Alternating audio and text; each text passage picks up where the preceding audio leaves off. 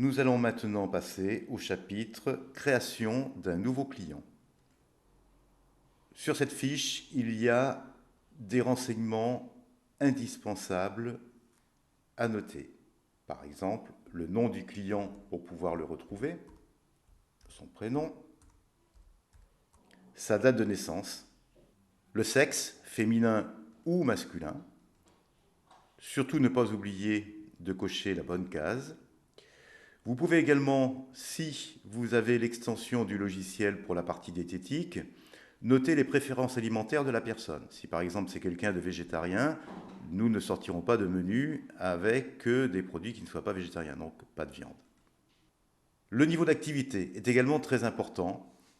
Il va nous permettre de connaître la DEJ de la personne. Si c'est un sportif, on entend par sportif des gens qui font leur métier du sport. À ce moment-là, on va remplir un niveau d'activité, entraînement léger, moyen, intensif. Si la personne n'est pas sportive, nous allons rester sur non sportif.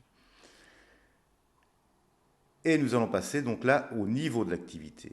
Différents niveaux qui sont très faibles, faibles, moyens, fortes, très fortes. Si vous ne savez pas à quoi correspond ce niveau d'activité, vous avez la petite flèche ici qui va vous l'expliquer.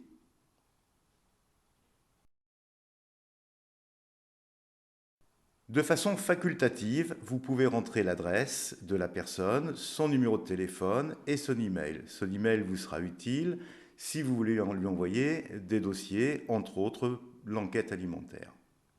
Lorsque cette fiche de renseignement est remplie, je vais sur Suite. Dans les renseignements indispensables à noter, j'ai la taille en centimètres, j'ai le poids en kilos, j'ai le tour de poitrine pour les femmes. Si c'est un homme, cette rubrique n'apparaîtra pas. Et maintenant, j'ai les impédances de la personne. Donc vous pouvez saisir les impédances que vous voyez à l'écran de votre appareil de façon manuelle.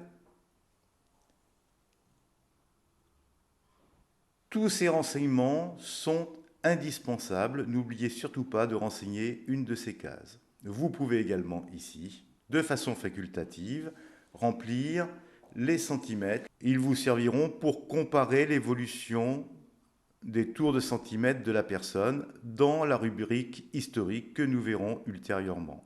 Vous avez aussi une autre possibilité de saisir les données de l'amniostat, c'est le saisir à partir du système Bluetooth. La saisie par le Bluetooth est traitée dans un autre chapitre, prise de mesure amniostat, utilisation Bluetooth. En faisant suite, j'obtiens le résultat de la mesure de la personne, donc son interprétation qui est ici. Nous verrons dans un chapitre ultérieur comment interpréter l'ensemble de ces mesures.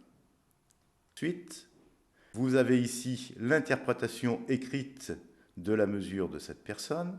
Suite, nous passons à ce moment-là dans la partie des régimes et des conseils diététiques si vous avez pris l'option et donc la version diététique en plus de la version amniostat.